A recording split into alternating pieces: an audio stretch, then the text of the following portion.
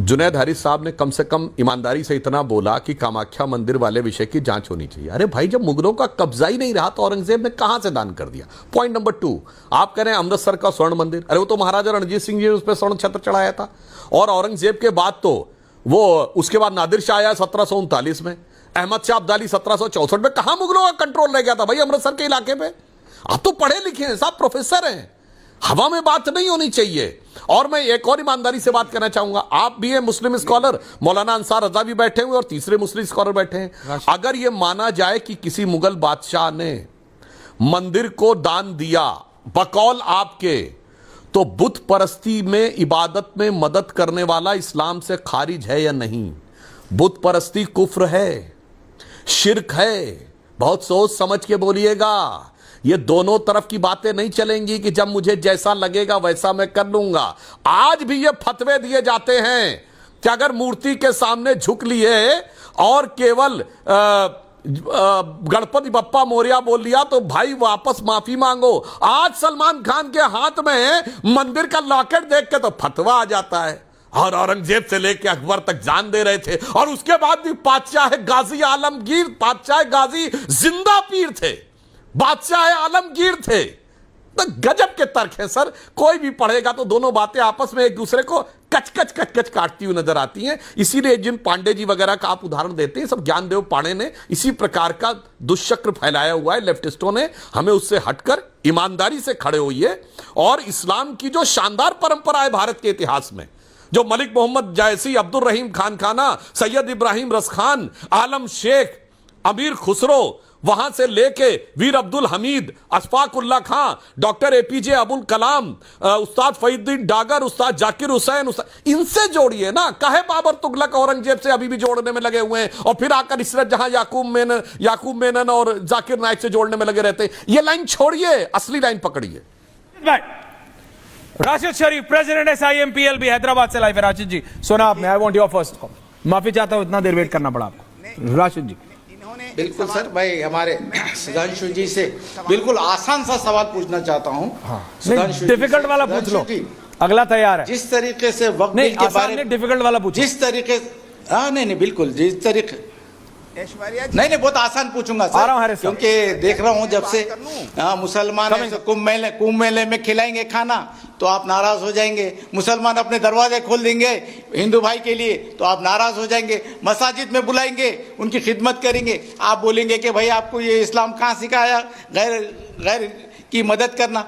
इस तरीके से नहीं करना चाहिए सर। इंसानियत सबसे पहले है सर, इंसानियत सबसे पहले। वो अकबर क्या करा, औरंगजेब क्या करा, कोसी मंदिर को दिया, कोसा वक्त, उसका रिकॉर्ड क्या। मैं ये जो यहाँ पे जो संसद में, लोकसभा और राज्यसभा में जो बिल पास हुआ है उसके बाद की कार्रवाई मैं आपको बता रहा हूँ। ये RSS क्यों एक्टिव हो गई सर, बीजेपी क्यों एक्टिव हो गई? एकदम ये तो सरकार का मामला है।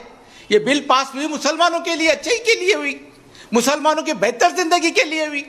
कुछ अगर करना है जो नहीं करे वक्फ बोर्ड वाले, अगर ये लोग कुछ करना, सरकार कुछ करना चाह रही तो प्लीज, मगर एकदम एक्टिव होके RSS, बजरंग दल, BHP एक तमाशा कर दे मंदिरों पे, वहां पे ऐसा नारे लगाना चालू कर दिए, जय सिया राम जय। अरे इससे क्या ताल्लुक है?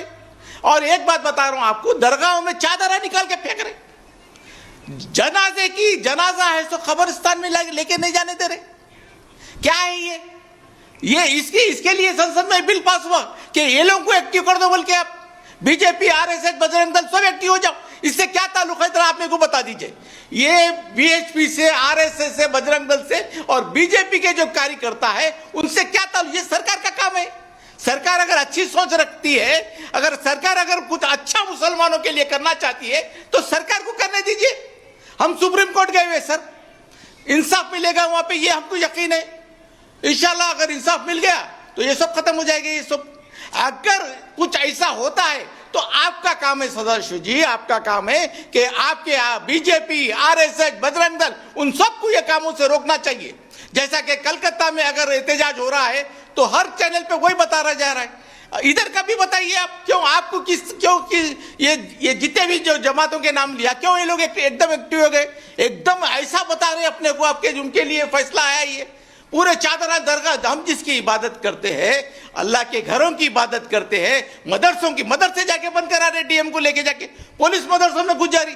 क्या बताना चाहते, उल्टा हम डर जा रहे, आए रहे ये कानून हमारे खिलाफ ही है, और यकीन कर रहे हैं, और यकीन करा दे रहे हैं आप लोग कि ये कुछ नहीं कर सकते, कुछ नहीं हो सकता बोल क्या बताना चाह रहे आप? है सो कुंभ के मेले में एक एक महीना करते हैं आप, हम खामोश, दुनिया के रोड जाम हो जाते हैं, हम खामोश, मस्जिद में नमाज ईद की पढ़ने को गए, आपको परेशानी, आपको है सो छतों पे नमाज पढ़े, आपको परेशानी, अरे क्या है? तो क्या बताना चाह रहे हैं सर आप? मुसलमानों के हित में है या हर फैसला मुसलमानों के खिलाफ सोच के आप इस तरीके से एक्ट कर रहे हैं? तो ये मेरे को इसका सवाल बता दीजिए सर, ये BJP, RSS, VHP, Bajrang Dal इसमें क्यों एक्टिव हो गई ये बिल आने के बाद? वो मेरे को मैं सुनना चाह रहा हूं प्लीज। सुधांशु जी इसका जुनैद हैरिस जी आ रहा हूं। हाँ देखिए मौलाना साहब आपने जो पूछा है, बस एक मिनट जवाब देता हूं। देखिए जो मौलाना साहब ने पूछा है, हकीकत ये नहीं है जनाब, वीएचपी, आरएसएस और बजरंग दल तो इस पे कहीं कोई एक्टिव दिखाई नहीं पड़ रहा है। अगर कुछ दिख रहा होता तो सोशल मीडिया पे छपा दिया होता, मगर इसका ठीक उलट है। देखिए मौलाना साहब जाएं कोर्ट में, ठीक है, उनका स्वागत है, उलेमा काउंसिल जाए, मुस्लिम पर्सनल लॉ बोर्ड जाए, वक्फ बोर्ड के पुराने मेंबर्स जाएं, समझ में आता है, पर उठा के सारी खबरें देख लीजिए। आज कांग्रेस जा रही है, आरजेडी जा रहा है, ये फलानी एमआईएम जा रही है, ये क्या है भाई? ये इबादत का मामला या सियासत का मामला है? मैं पूरे अदब और एहतराम से कहता हूं, इस्लाम अम्र रसूल है, अपने बादशाहत नहीं। और आप लोग बाबर से लेकर औरंगजेब तक बादशाहत में पढ़े, यह मामला इबादत का है, मुकद्दस इबादत का है, यह खालिस सियासत का नहीं। वरना मुझे बता दीजिए, ये पार्टियां आपस में एक दूसरे में क्यों होड़ में लगी हुई हैं? आज तृणमूल कांग्रेस का व्यक्ति गया, आरजेडी का गया, तो फिर वो कांग्रेस का गया, एमआईएम का गया, यानी पॉलिटिक्स का मुद्दा आप बना रहे हैं, हम नहीं बना रहे। हम तो इसको पूरी तरीके से कानूनी और इंसानी मुद्दा बना के रखना चाह रहे हैं। पॉलिटिक्स का मुद्दा वो लोग बनाना चाह रहे हैं, इसीलिए मैंने आपसे कहा एकदम आप ईमानदारी से देखेंगे। और कुंभ की बात आपने कही, तो जनाब एक बात कह दूं, कुंभ में अगर यह कहा गया कि मुस्लिम वहां पर ना लगाएं, तो मैं फिर आपसे पूछता हूं, कुंभ में जो लोग इबादत करने जा रहे थे, वो पूजा करने, वो बुत परस्त थे, इस्लाम की नजर में वो काफिर थे। क्या बुत परस्तों की इबादत में मदद करना इस्लाम में मंजूर है?